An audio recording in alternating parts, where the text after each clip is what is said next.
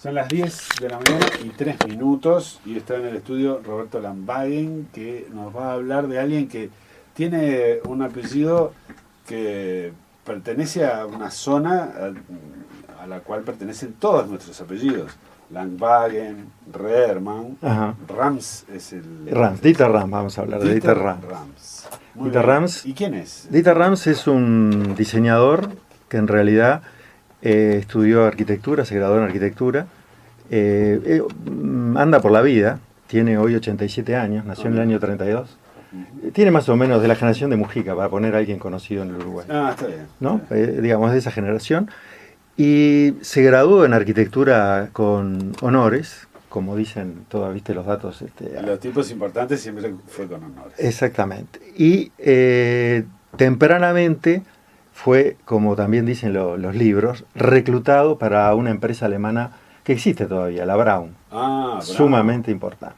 Sí, que se estaba en diseño de artilugios, digamos. Exactamente. Y la Braun quería apostar, que la Braun ya existía de los años 20, quería apostar a productos de lo que hoy llamaríamos sofisticados, sin llegar a ser alta gama.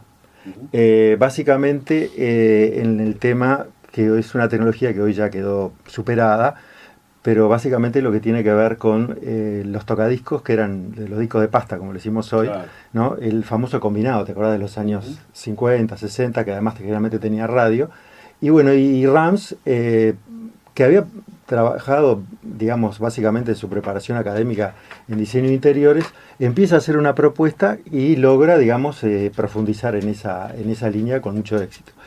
Y la otra, digamos, beta que tiene, que también vamos a comentar, es que poco tiempo después, y además convive con su trabajo en la Braun, eso es bien interesante, parece que no se enojaron, la Braun, con otro señor que era de origen danés, Bitsu, es difícil de pronunciar, se escribe U-V-I-T-S-O-E, parece que se pronuncia Bitsu, que estaba asociado con otro alemán, Otto Sapp, y plantea una empresa Bitsu que existe todavía, hoy ya no está en Alemania, la empresa del señor que la fundó era alemán, se conecta con este diseñador alemán, era danés, se conecta con este diseñador alemán y trabaja en Alemania primero, y hoy finalmente esa empresa está en el Reino Unido, está en Inglaterra, pero sigue haciendo tres cosas de Dieter Rams desde esa época, desde los años, fines de los años 50 hasta ahora, que son tres muebles. Entonces me parece bien interesante este personaje que combina esa doble faceta, ¿no? La faceta, digamos, de lo que podríamos llamar la alta tecnología de la época, y esta idea de hacer un diseño, digamos, que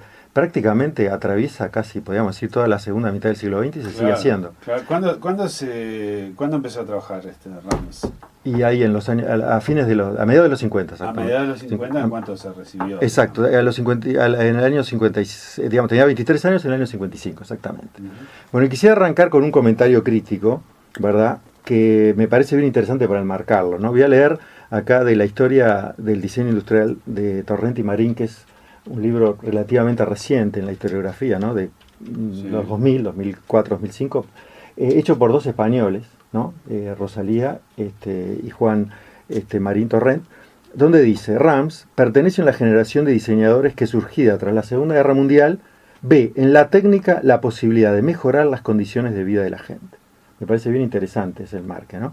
Considera el diseño como una actividad anónima, realizada en equipo, y concibe las máquinas como, y entre comillas, citando palabras textuales de Rams, mayordomos silenciosos, objetos discretos y eficientes a los que se debe liberar de la ornamentación superflua.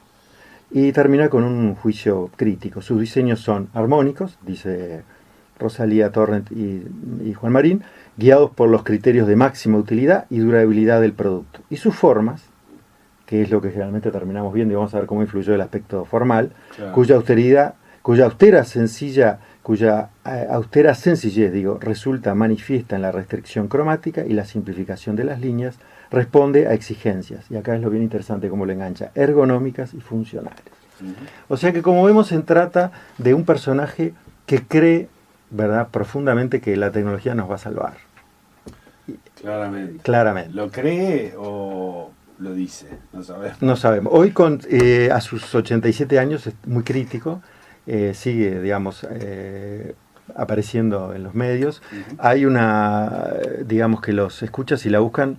En una época, viste que estaba todo semi pirateado en internet, hoy ya es más difícil encontrarla, pero en Vimeo está, tenés que suscribirte. Hay una película que es del que ahí fue donde yo lo conocí más humanamente, a este personaje, Objectify se llama, que la hizo un director, Gary Hustvedt, donde plantea, digamos, una mirada desde los objetos. Y bueno, y quedó muy entusiasmado con Rams hasta tal punto que después termina siendo un documental que se llama Rams sobre, digamos, toda su producción.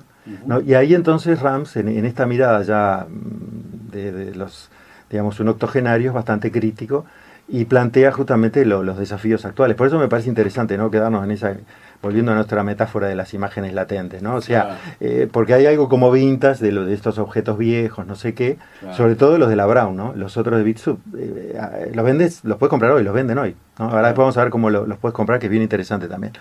Y Rams es también súper crítico, diciendo, bueno, que tenemos los desafíos ambientales contemporáneos, que el medio ambiente obviamente está muy amenazado por los problemas energéticos, por el problema de contaminación, y bueno, y el diseño, él de alguna manera lo hace gran responsable de todo eso, ¿no? Toda esa idea de la obsolescencia programada, ¿no? Claro. Que de alguna manera, como dicen, digamos, de alguna manera elegante, el producto está discontinuado, señor. Entonces ya no tenemos más repuesto para su producto, ¿no? De una manera eufemística, es una manera de decirte, tiralo porque está discontinuado. Está, pero creo que también habría que decir que no necesariamente obsolescencia programada quiere decir hacer cosas de mala calidad que se rompen. Es también hacer cosas de buena calidad que se vuelven viejas, fuera de moda, no representan la actualidad, caducan en los aspectos formales, que fueron los que más llamaron la atención, o tienen alguna función nueva, ¿no? Yo me acuerdo de una cosa, ahora me acordé, de unas afeitadoras que empezaron a salir con una bandita lubricante, pero antes esa bandita lubricante, que apareció como una novedad, no estaba, pero la pieza era idéntica. Y si uno miraba los viejos cartuchos de la marca Gillette, veía que estaba previsto que ahí hubiera algo. Cuando lo comprabas y no tenía nada, no te dabas cuenta. Pero cuando después aparecía la novedad, entre comillas, en realidad veías que desde el principio estuvo pensado para generar una supuesta mejora que ya estaba prevista 5 o 10 años antes, ¿no? Entonces van dosificando la novedad y eso es obsolescencia también programada, ¿no? También, sí. De a poquito, digamos, te van cayendo aquello que en diseño se llama concept design. O sea, mientras nosotros estamos acá hablando, ya están pensando en las grandes corporaciones qué producto va a largar al mercado dentro de 10 años, ¿no? ¿Dónde estudió Rams? En una universidad alemana, increíblemente es de arquitectura y arte, ¿no? En Frankfurt, ¿verdad? Ahí fue donde estudia y recibe, como te decía, el título de arquitecto y diseñador de interiores al mismo tiempo. Y es interesante también cómo se va adaptando rápidamente a este pensamiento de diseño. Claro. Acá se superpone con otro fenómeno que coincide con la Alemania de la posguerra, que tiene que ver con el surgimiento de la escuela que venía a ser para algunos la continuidad de la Bauhaus, si bien no lo es estrictamente. Ulm. Exactamente, la escuela de Ulm, ¿no? La escuela de Ulm, que digamos coincide con esos años, con los años de la segunda mitad del siglo XX, plantea justamente esa idea del diseño como proyecto, ¿no? Hay uno de los personajes, digamos, fundantes de la escuela. En realidad se llamó Escuela de Ulm, en alemán era traducido al español Escuela Superior de Proyectación, es medio impronunciable, la Hochschule für Gestaltung, exactamente. Y también duró poco, igual que la Bauhaus, del 53 al 68. Pero ¿no? por otros motivos. Por otros motivos, sí. Pero Gropius, ya hablamos de esto una vez cuando hablamos de la Bauhaus, Gropius es invitado y decide diciendo, bueno, la Bauhaus 2 no existe. Y tiene grandes diferencias con la Bauhaus, porque Eicher, que es uno de sus primeros digamos, no solo la que la pensó, digamos, de los que soñó esa escuela, sino que la dirige, Claro. plantea un concepto bien interesante que sigue atravesando hasta el día de hoy el diseño, que es, en un libro lo resume, que es una serie de conferencias, y el libro se titula con una que es la más importante, en español se llama el libro El mundo como proyecto, ¿verdad? Y entonces él lo que plantea es que, la cita textual, como dice en el libro, de ese modo se llegó a predominar en la escuela de Ulm la opinión de que el arte es una expresión de huida de la vida. Esa es la gran diferencia con la Bauhaus, ¿verdad? Sobre todo se quería liberar el dominio del diseño industrial de pretensiones artísticas, ¿verdad?, para prevenir los formalismos. Es decir, era como una especie de seguro contra ese formalismo. ¿Puedo ser cínico? Sí. Se quería prevenir contra el fracaso en las ventas. O sea, en realidad no el formalismo, sino, bueno, no podemos hacer lo que le guste al artista que tiene sus caprichos, tenemos que hacer lo que vamos a poder vender. Me parece que ese sería sos muy malo, pero sí. Tu maldad yo creo que coincide bastante con la intención. Podría decirse que es una forma lo más políticamente correcto de decir un proyecto académico que pretende enseñar algo que realmente atienda a eso, ¿no? Y bueno, y Rams es muy consciente de esa lógica, ¿no? Claro. La imagen que pone Eicher, que lo interesante es que además que Rams, que no estudia en esa escuela, después va a coincidir con diseñadores egresados de ahí que van a trabajar juntos en la Brown. O sea, hay una sinergia muy fuerte entre academia y industria. Claro. No en todas las firmas, pero obviamente la Brown es el ejemplo paradigmático, ¿no? ¿Y cuál es la metáfora que ponía Eicher? Que decía que esa primera generación de los años 20 había hecho, es muy duro también lo que dice, Mondrianes para sentarse. O sea que había hecho, pensando sobre todo en la silla, que en inglés se llama la red and blue, la roja y azul, así, la silla de Mondrian, que en realidad es una cantidad de paneles que parecen sacados de un cuadro de Mondrian y alguien los combinó para que te puedas sentar. Claro. Y no es una silla cómoda ni nada que se le parezca. Sí. Lo otro que también Rams, digamos, incursiona y toma mucho de esta mirada, digamos, de la segunda mitad del siglo XX, es la idea de la metodología, hacer que el diseño no sea una caja negra. O sea, ¿qué es la caja negra? Bueno, es aquella cosa mágica que un día estoy inspirado, con una mirada muy romántica, y bueno, parece que las musas hoy, o se me alinearon los astros, como decimos hoy en día, y hago, digamos, el diseño, sobre todo pensado visualmente agradable, y es fantástico, ¿no? Debería haber un método en el cual yo debería conocer los antecedentes, tener los insumos necesarios, ver cuáles son mis posibilidades tecnológicas, y una cosa muy importante también, que es la ergonomía pensando en quién la va a usar. O sea, la adecuación a que somos cuerpos, que tenemos ciertas dimensiones, peso, capacidades de movimiento, en fin, todo. Exactamente, y que tenemos que manipular esos objetos, que tenemos que tener una interfaz. Se empieza ahí a aparecer el concepto que después va a ser muy importante en el desarrollo de la informática. La interfaz es, como decía Grompone, yo y la máquina, ¿no? Claro. De una manera bastante fácil de entender en un libro de él que se llama Yo Máquina, que plantea eso. Yo me tengo que vincular, conectar con ese aparato, entonces tengo que tener una zona ahí que es la interfase, que me permite conocer los comandos. Bueno, todo eso empieza en estos años. Y como Ram decía que un buen producto no necesitas leer el manual para ver cómo funciona. La famosa ergonomía intuitiva, que tiene que ver con lo cognitivo. Que viste que los chicos hoy, para actualizar todo este concepto en las pantallas de los dispositivos que llamamos smartphones, ¿no? Teléfonos celulares, ya saben, no hay que darle una clase diciendo que tocas acá y podés manejar el app, ¿no? Sí. Bueno, ese es un buen ejemplo de lo que empieza a pensar Dieter Rams, ¿no? Claro. Por ese lado es increíble cómo es una mezcla entre lo teórico, lo empírico, y conjugan esas dos cosas, ¿no? Bien, ¿qué te parece si hacemos una pausa y a la vuelta nos metemos, Bien. Me parece que, ¿no? Más de lleno en... Correcto. Sí, sin duda. Ahí venimos. Alerta. Estamos en tormenta de cerebros. Hoy. Son las 10 y 19 minutos y las pausas son cada vez más breves. Me parece que el próximo bloque se va a montar ya en la primera parte con la segunda y vamos a estar terminando cuando empiece el bloque que viene. Pero bueno, seguimos con Roberto Lambhagen hablando de Dieter Rams, diseñador alemán muy asociado, como decía Roberto, a la firma Braun. Bueno, si te parece, Carlos, porque hablamos mucho de qué es lo que piensa Abraham, vamos a comentar algunos, digamos, productos, algunos objetos. Ahí está. El primero, porque están, digamos, los que nos están escuchando, si les interesa navegarlos, googlearlos, están en el sitio web del Museo de Arte Moderno de Nueva York, que tiene una exposición permanente. Bueno, y el primer producto que además es hiper premiado y por el cual Rams, además de ser, digamos, un exitoso estudiante, pasa a ser un exitoso diseñador, que lo hace junto con un docente también de la escuela de Ulm, es el famoso radio tocadisco, ¿no? Que en aquella época se llamaba el fonógrafo, que es del año 56, que es de dimensiones relativamente pequeñas, o sea, en la dimensión más larga mide cerca de unos 60 centímetros, ¿no? Es como una cajita blanca y que tiene una tapa de acrílico que cuando estaba cerrado, digamos, lo protegía, y además uno podía ver el plato, como se llamaba, con el brazo, y a la derecha tenía los comandos.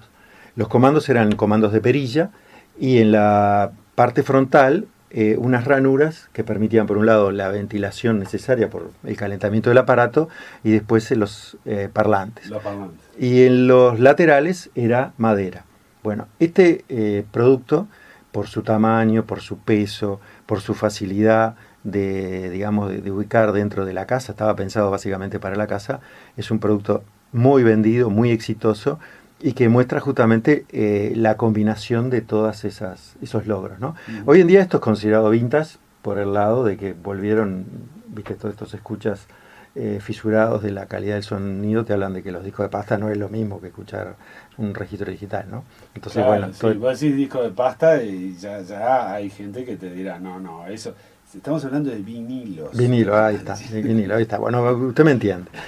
El otro producto que me interesa comentar contigo y con los que nos están escuchando es, ¿te acordás del viejo proyector de diapositivas? Que es el antecedente de lo que hoy llamamos el PPT, ¿no? Lo que hizo la Microsoft con el PowerPoint, que sigue usando el término de diapositiva, pero en aquella época la diapositiva fue un logro tecnológico. Por acá está esto que decía Torrent y Marín, ¿no? Cómo creen la tecnología.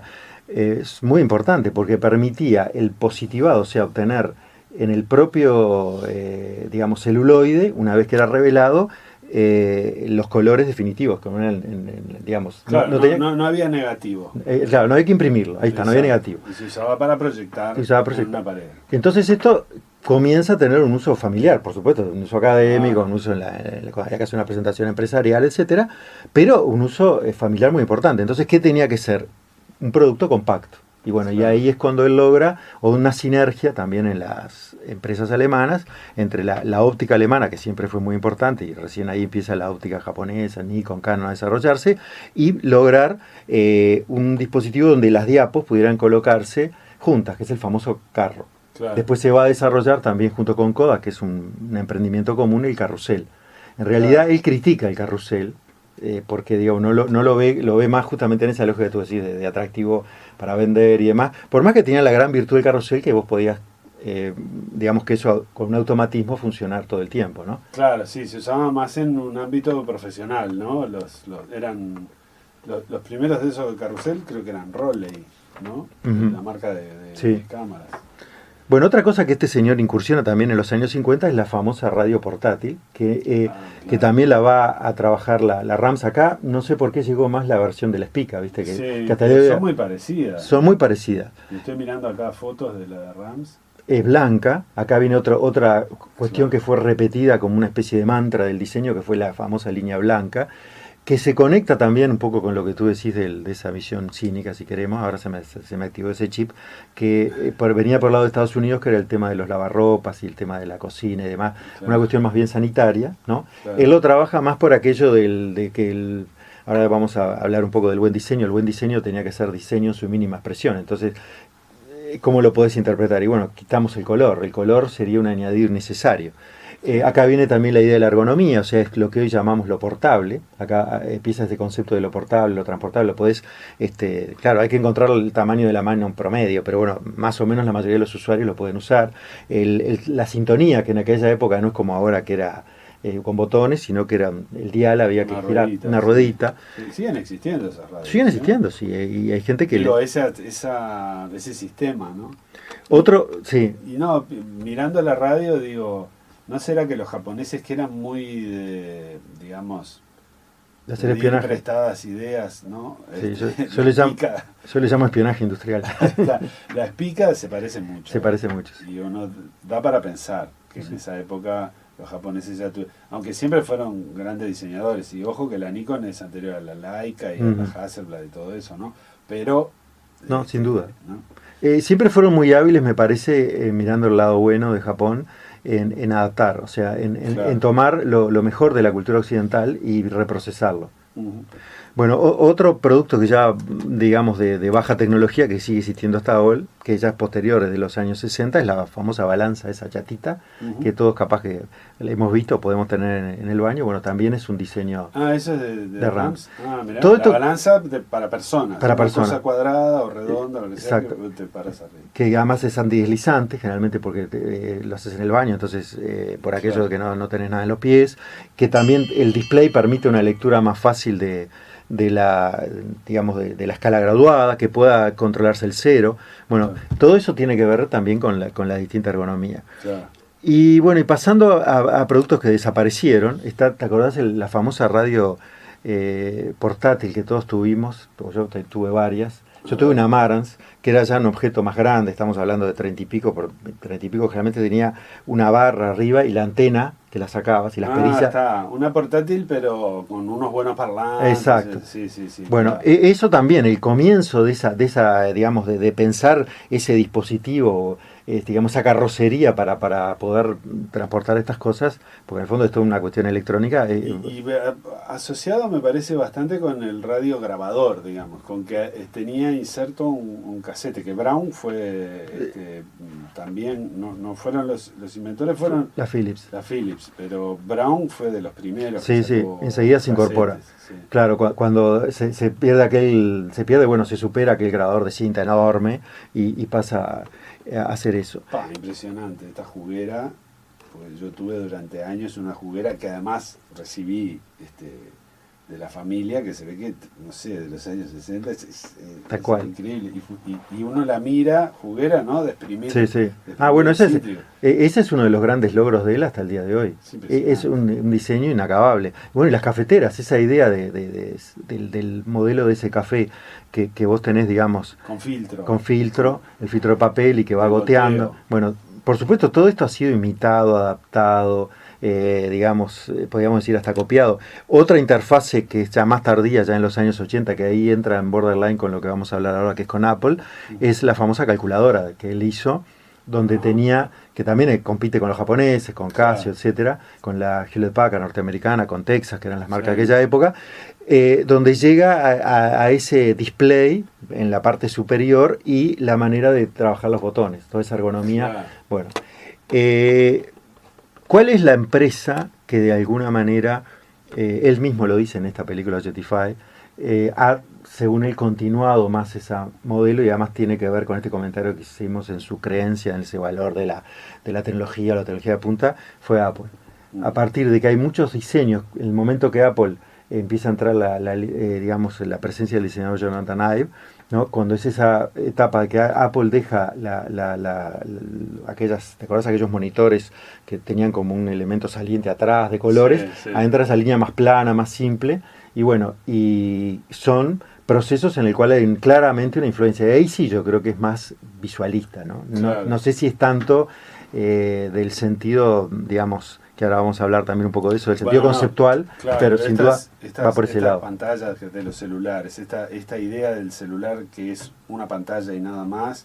Yo me acuerdo de un amigo acá de la radio que me mostró un iPhone, que debe haber sido el primero que llegó al Uruguay, que era impresionante, era tan impactante ver eso, ¿no? Cómo funcionaba, cómo lo manipulaba, todavía estaba muy poco hábil en eso, pero ya era muy impresionante. Es un diseño ya que tiene bastantes años y no sé cuándo va a parar esto, porque realmente es ultra eficiente, es una cosa muy impresionante.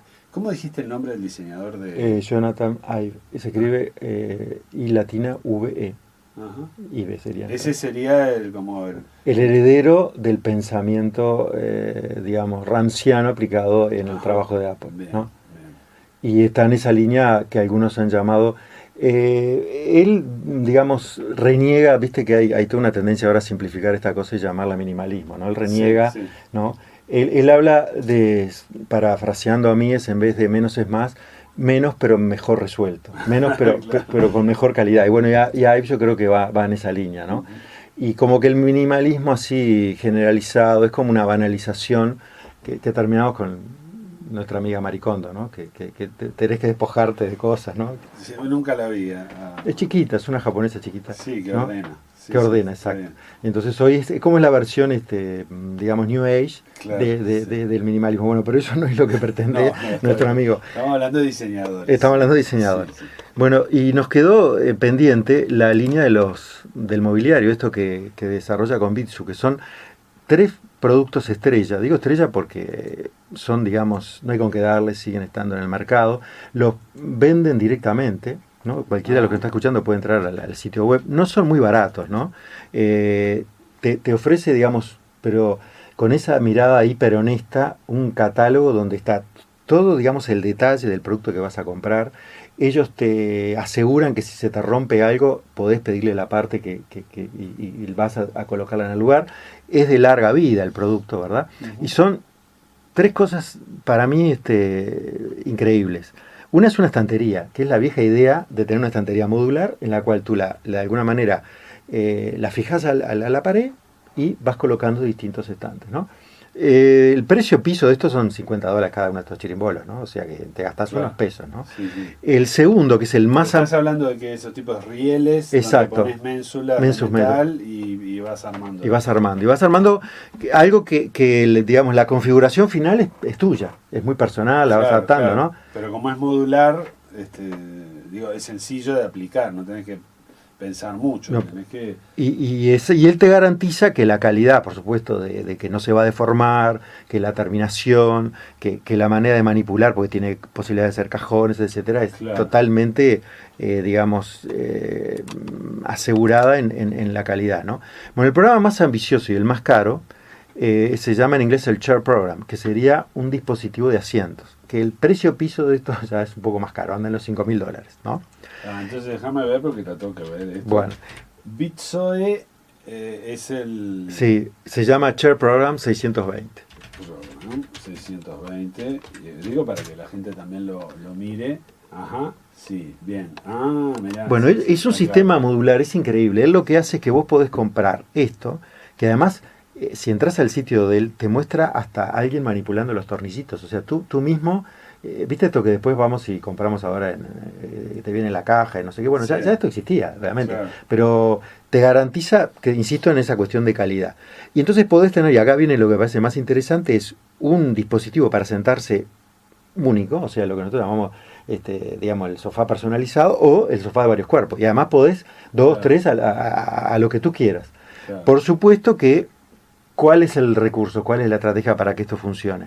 De alguna manera todas estas partes se arman con una cuestión que es una carcasa de una aleación metálica pintada y el resto, digamos, lo que sería donde tú te sientas, donde te apoyas la espalda, es un cuero que te garantiza también una calidad, que no se va a alterar, que a medida del tiempo va a tener un buen envejecimiento. Eso está lindo, dicho en el catálogo, ¿no? Que va a envejecer. Buen envejecimiento es algo que es arriesgado para un producto así de consumo, ¿no? ¿Cómo que va a envejecer esto? Pero me imagino que quiere decir envejecer no en el sentido claro, que se pase de moda, sino que exacto, digamos que a medida que pase el tiempo la calidad está asegurada. Y después el menos mirado, creo yo, desde nuestra mirada acá local, que capaz nos llame menos la atención, es un juego de mesas, que en inglés, digamos, le llaman el 621 Table, que también para lo que son bastante caras. Son dispositivos modulares que, si uno, para imaginárselo, describirlo, son como unas piezas en forma de U que pueden colocarse una dentro de otra. De U invertida. De U invertida hacia abajo, exacto. Que entonces, en vez de tener las 4 patas, tiene un plano horizontal y 2 planos verticales que serían el apoyo. Se ven, digamos, esa idea se ve por ahí en las mueblerías, en mesitas chiquitas, ¿no? Exactamente. Así como que Lo increíble es que él, siendo un octogenario, sigue colaborando con Bitsu. Hay también información actual que la pueden encontrar en la web de la fábrica que hace esto ahora en el Reino Unido, que por supuesto le preguntarán a él colaboró, y él sigue, y ahí viene otra vez digamos, su convicción que la tecnología nos va a salvar, en buscar materiales más vinculados al mundo de la química y los plásticos para hacer este producto, ¿no? Uh-huh. Es el único que no está en la línea de los materiales, llamémosle, más nobles, ¿no? Los otros están en cuero, metal, etcétera, pinturas, y este sería más en la línea de los materiales confiando en la química, ¿no? Claro. Bueno, todo esto de Rams desbordó, por decirlo de alguna manera, en los años 70, en lo que él sintió la necesidad de llamar los 10 principios, como si fueran, viste, un decálogo de diseño. Y les llamó el buen diseño, que roza en alemán con algo que nosotros digamos, en nuestra lengua nos llamamos igual, porque en alemán sería la gute Form, que sería la buena forma. Buena forma. Pero sí. no es exactamente lo mismo que para nosotros forma, porque para ellos forma es la configuración digamos, total. Bueno, entonces dice, siempre los principios en el buen diseño es, y coloca, digamos, un calificativo de lo que debe ser, ¿no? Uh-huh. Entonces tiene que ser innovador. Acá viene su gran convicción en la innovación. La utilidad. El diseño tiene que servir, tiene que resolver de alguna manera algo. Es estético. Este es el más controvertido si no entendemos qué quiere decir estético, porque, claro. o cómo lo entiende Rams. Claro. Básicamente es una estética que sea lo más objetivable posible, o sea, que cuide las proporciones, que cuide la armonía, que hay una relación entre... acá viene justamente eso de menos es más, ¿no? Cuanto menos elementos y mejor estén compuestos, organizados, mejor. En ese sentido es la estética de él. Después viene el cuarto principio, que el diseño tiene que ser comprensible para ser bueno. Esta a mí me parece bien interesante. Comprensible. O sea, acá viene esa idea de la ergonomía cognitiva. Uh-huh. Mi vínculo con el producto, y yo me debería, por decirlo, para poner el ejemplo de los mondrianos para sentarse, la silla de Red and Blue, te preguntas dónde me puedo sentar. En esto, claro. te deberías claramente poder darte cuenta de cuáles son los usos. Es complicado ese concepto porque, digo, si hace 20 años te tiraban arriba de la mesa un celular, no teníamos la cultura, digamos, para saber qué era eso, ¿no? Ahora lo vemos y es absolutamente comprensible. Vemos si tiene un botoncito acá o si no, ¿no?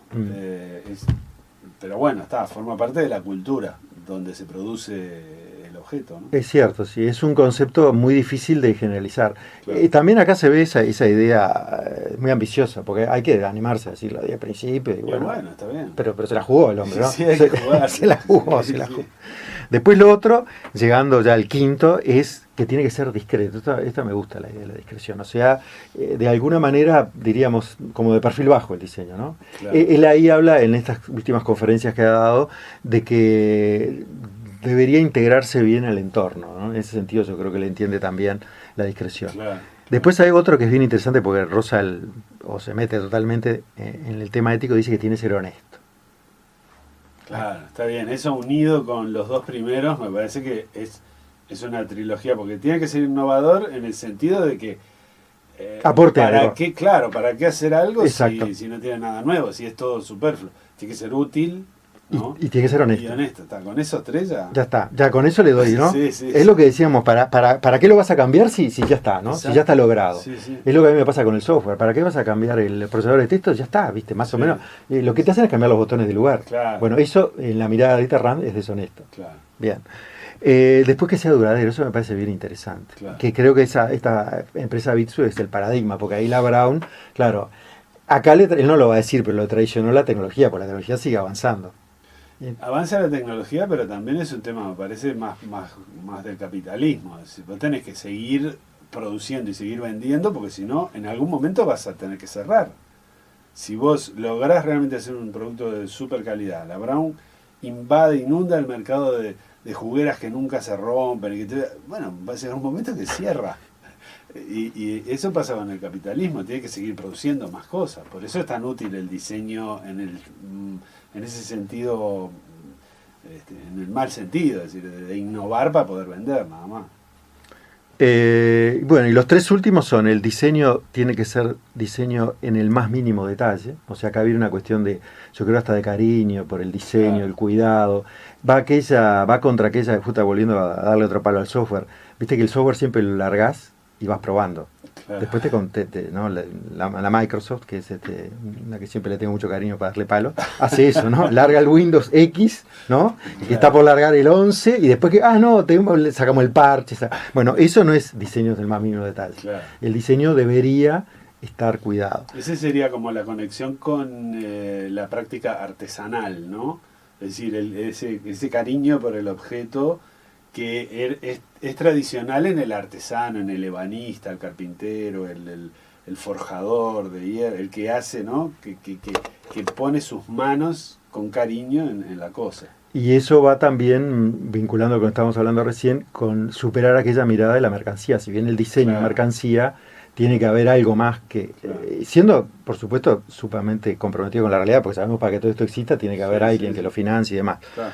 Bueno, y los dos últimos, que son increíblemente vigentes, es respetar el medio ambiente. Yo creo que para mí el gran mérito de Rams, ahora voy a hablar por Roberto, es que yo soy la primer diseñador que conozco que levanta la bandera ya en los años 70. Fíjate que hoy es un tema de la agenda común. Sí, sí. Pero hay que en los años 70 empezar a hablar, digamos, del ser respetuoso con el medio ambiente. Claro. Es realmente con una mirada, un visionario, y yo creo que además poniendo entre paréntesis todo lo que es justamente la innovación tecnológica, ¿no?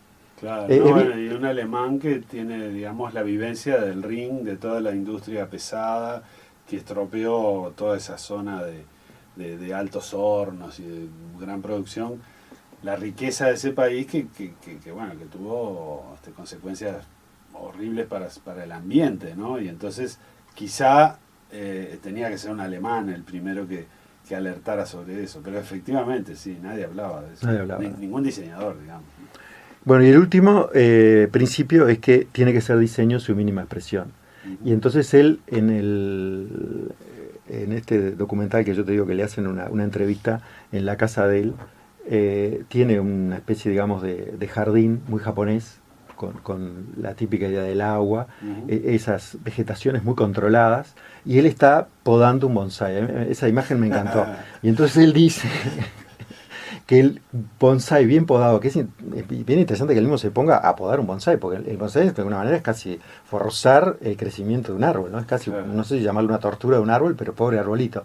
Y él dice que los japoneses dicen que el bonsái hay que podar, o hay que deberlo podar para que no interfiera, la imagen, la metáfora es hasta el pasaje de un ave, de un pajarito, imagínate un pajarito chiquito, ¿no? Pero o sea, que esa conexión con el detalle, eso, la mínima expresión es el cuidado, y acá es el mínimo detalle, el cuidado, la naturaleza, el bonsái, y bueno, hacerla de alguna manera también para mejorar nuestro entorno. Yo creo que es el gran legado de este señor, ¿no?